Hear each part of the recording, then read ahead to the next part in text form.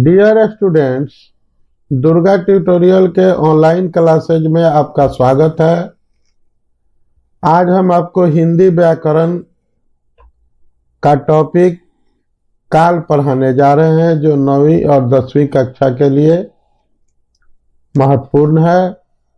और इसमें हम 10th क्लास के बोर्ड एग्जाम को ध्यान में रखते हुए महत्वपूर्ण वस्तुनिष्ठ प्रश्नों का अंत में समावेश किए हैं।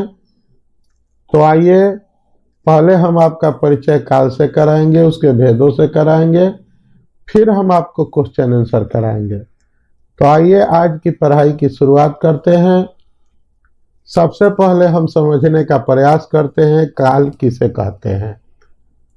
तो क्रिया के उस रूपांतर को काल कहते हैं जिससे उसके कार्य के व्यापार का समय और उसकी पूर्ण अथवा अपूर्ण अवस्था का बोध हो।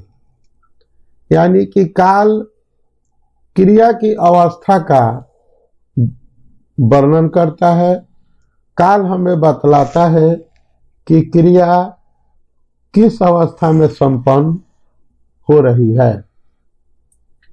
काल के 3 भेद होते हैं: वर्तमान काल, भूतकाल और भविष्यत काल।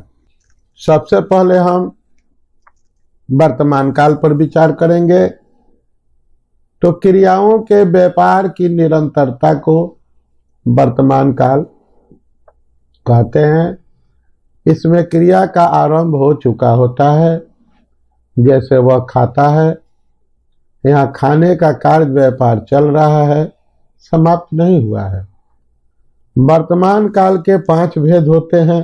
पहला है समान वर्तमान। क्रिया का वह रूप जिसे क्रिया का वर्तमान काल में होना पाया जाए उसे समान वर्तमान कहते हैं। जैसे वह खेलता है, तुम जाते हो, वह आता है, वह देखता है, इत्यादि। दूसरा भेद है वर्तमान काल का तत्कालिक वर्तमान। इससे यह पता चलता है कि क्रिया वर्तमान काल में हो रही है। जैसे मैं पढ़ रहा हूँ, वह जा रहा है, हम लोग खेल रहे हैं, गाय चर रही है, नौकर ला रहा है, इत्यादि। तीसरा भेद होता है पूर्ण वर्तमान। इससे वर्तमान काल में कार्य की पूर्ण सिद्धि का बोध होता है। जैसे वह आया है, लड़के ने पुस्तक पढ़ी है। चौथा भेद होता है संदिग्ध वर्तमान, जिसे क्रिया के होने में संदेह प्रकट हो पर उसकी वर्तमान काल में संदेह न हो। जैसे राम खाता होगा, वह पढ़ता होगा, वे लोग लिखते होंगे। इस तरह के वाक्य संदिग्ध वर्तमान में होते हैं। पांचवा भेद है संभाव्य वर्तमान। इससे वर्तमान काल में काम के पूरा होने की संभावना रहती है। जैसे वह आया हो, वह लौटा हो, वह खरीदा हो, इत्यादि। अब हम बात करते हैं भूतकाल की। जिस क्रिया से कार्य की समाप्ति का बोध हो उसे भूतकाल की क्रिया कहते हैं। जैसे लड़का आया था, वह खा चुका था, मैंने गाना गाया। भूतकाल के 6 भेद माने जाते हैं। सामान्य भूत, जिसे भूतकाल की क्रिया के विशेष समय का ज्ञान न हो। जैसे मोहन आया, सीता गई, लड़के खेले। दूसरा है आसन भूत। इसे क्रिया की समाप्ति निकट भूत में या तत्काल ही सूचित होती है। जैसे मैंने आम खाया है, मैं चला हूँ। पूर्णभूत, क्रिया के उस रूप को पूर्णभूत कहते हैं जिसे क्रिया की समाप्ति के समय का स्पष्ट बोध होता है कि क्रिया को समाप्त हुए काफी समय बीता है। जैसे उसने मुरारी को मारा था, वह आया था, वे लोग खरीदे थे, इत्यादि। अपूर्ण भूत, इससे यह ज्ञात होता है कि क्रिया भूतकाल में हो रही थी, किंतु उसकी समाप्ति का पता नहीं चला था। जैसे सुरेश गीत गा रहा था, गीता सो रही थी, लड़के खेल रहे थे, इत्यादि। संदिग्ध भूत, इसमें यह संदेह बना रहता है कि भूतकाल में कार्य पूरा हुआ या नहीं, उसको हम लोग संदिग्ध भूत कहते हैं। जैसे तुमने गाया होगा, वे लोग खरीदे होंगे, नौकर लाया होगा, इस तरह के वाक्य संदिग्ध भूतकाल में होते हैं। अब हम छठे भेद की बात करेंगे, भूतकाल के हेतु मदभूत। इससे यह पता चलता है कि क्रिया भूतकाल में होने वाली थी पर किसी कारण न हो सकी। जैसे मैं आता तो तू जाता,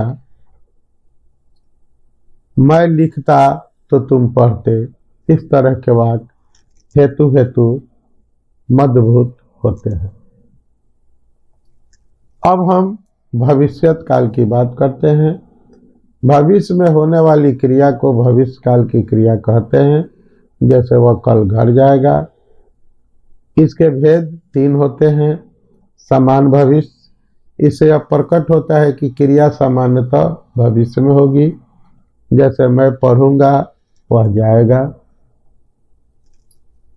संभाव्य भविष्यत, जिससे भविष्य में किसी कार्य के होने की संभावना हो। जैसे संभव है रमेश कल आए। हेतु मध्य भविष्यत, इसमें एक क्रिया का होना दूसरी क्रिया के होने पर निर्भर करता है। जैसे वह कमाएगा तो खाएगा, वह आए तो मैं जाऊं। तो ये थे आपके काल के भेद, उनका परिचय। अब हम ऑब्जेक्टिव प्रश्नों के माध्यम से आपको परीक्षा के लिए महत्वपूर्ण प्रश्नों से अवगत कराते हैं। भविष्यत काल के कितने भेद होते हैं? अभी हमने आपको बताया 4, 3, 2 और 5। सही आंसर होगा 3। भूतकाल के कितने प्रकार या भेद होते हैं? तो भूतकाल के 4, 5, 3 और 6। आपने अभी सुना कुछ देर पहले 6 भेद होते हैं। जिससे भविष्य में किसी कार्य के होने की संभावना हो कहलाता है समान भविष्यत काल, संभाव्य भविष्यत काल, हेतु मध्य भविष्यत काल। इनमें से कोई नहीं। आप एक बार और देखिए, यह परिभाषा दिया है और काल का नाम दिया है। जिससे भविष्य में किसी कार्य के होने की संभावना हो, वह कौन सा भविष्य कहलाता है? समान भविष्य, संभाव्य भविष्य, हेतु मध्य भविष्य। आपको सही आंसर बताना है। सही आंसर होगा संभाव्य भविष्य का। वह आता है कौन सा वर्तमान काल है? समान वर्तमान काल, तत्कालिक वर्तमान काल, पूर्ण वर्तमान काल, संभाव्य वर्तमान काल। सही आंसर होगा समान वर्तमान काल। मैं पढ़ रहा हूं, कौन सा वर्तमान काल है? समान वर्तमान काल, तत्कालिक वर्तमान काल, पूर्ण वर्तमान काल, संभाव्य वर्तमान काल। आपको बताना है कि मैं पढ़ रहा हूं, कौन सा वर्तमान काल है? सही आंसर है तत्कालिक वर्तमान काल। वह खाता होगा, कौन सा वर्तमान काल है? समान वर्तमान काल, तत्कालिक वर्तमान काल, पूर्ण वर्तमान काल, संदिग्ध वर्तमान काल। इसका सही आंसर होगा संदिग्ध वर्तमान काल। क्रियाओं के व्यापार की निरंतरता को कहते हैं वर्तमान काल, भूतकाल, भविष्यत काल। इनमें कोई नहीं। सही आंसर होगा वर्तमान काल। भविष्य में होने वाली क्रिया को कहते हैं वर्तमान काल, भूतकाल, भविष्यत काल। सही आंसर होगा भविष्यत काल। मैं चला हूं, कौन सा भूतकाल है? सामान्य भूतकाल, आसन्न भूतकाल, पूर्ण भूतकाल, अपूर्ण भूतकाल। सही आंसर होगा आसन्न भूतकाल। राजन गीत गा रहा था, कौन सा भूतकाल है? समान भूतकाल, आसन्न भूतकाल, पूर्ण भूतकाल, अपूर्ण भूतकाल। सही आंसर होगा अपूर्ण भूतकाल। तुमने गाया होगा में कौन सा भूतकाल है? समान भूतकाल, आसन्न भूतकाल, संदिग्ध भूतकाल, अपूर्ण भूतकाल। सही आंसर होगा संदिग्ध भूतकाल। मैं आता तो तू जाता, कौन सा भूतकाल है? हेतु हेतु मध्य भूतकाल, आसन्न भूतकाल, पूर्ण भूतकाल, अपूर्ण भूतकाल। सही आंसर होगा हेतु हेतु मध्य भूतकाल। मैं पढ़ूंगा, कौन सा भविष्यकाल है? समान भविष्यकाल, संभाव्य भविष्यकाल, हेतु हेतु मध्य भविष्यकाल, इनमें से कोई नहीं। सही आंसर होगा समान भविष्यकाल। भूतकाल के कितने भेद होते हैं? 1, 2, 3 और 6। सही आंसर होगा 6। भविष्यकाल के कितने भेद होते हैं? 1, 2, 3 और 4। तो भविष्यकाल के 3 भेद होते हैं। काल के कितने भेद होते हैं? कोई भी साधारण आदमी जानता है कि काल के 3 भेद होते हैं। वर्तमान काल के कितने भेद होते हैं? 1, 2, 5, 4। आपको बताना है कि वर्तमान काल के कितने भेद होते हैं। तो वर्तमान काल के 5 भेद होते हैं। आसन्न भूतकाल का उदाहरण है मैं चला हूं, मैं चला, वह आया था, तू गया होगा। सही आंसर है मैं चला हूं। अपूर्ण भूतकाल का उदाहरण है सीता सो रही थी, तुमने गाया होगा, उसने मोहन को मारा था, तू जाता।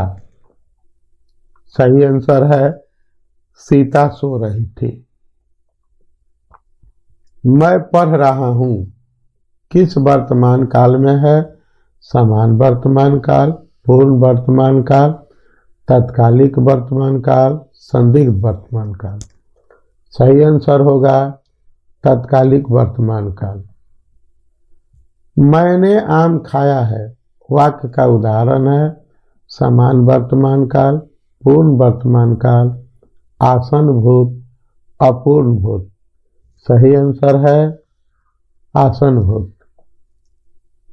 क्रिया का वह रूप जिसे क्रिया का वर्तमान काल में होना जाना जाए वह कहलाता है वर्तमान काल, भूतकाल, समान वर्तमान, इनमें से कोई नहीं।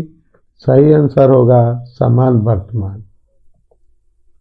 जिससे क्रिया की समाप्ति निकट भूत या तत्काल ही सूचित होती है समान भूतकाल, आसन्न भूतकाल, पूर्ण भूतकाल, अपूर्ण भूतकाल। सही आंसर होगा आसन्न भूतकाल।